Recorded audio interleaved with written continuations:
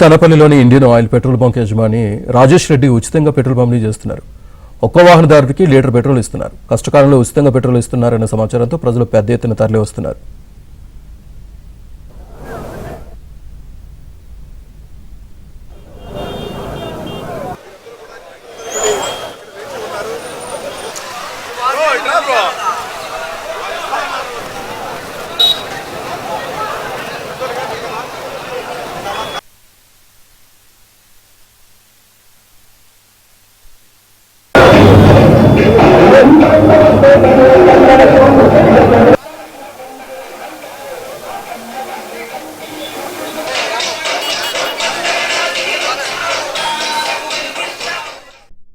Present situation అంటే బారులు తీరి ఉన్నారు లైన్లు.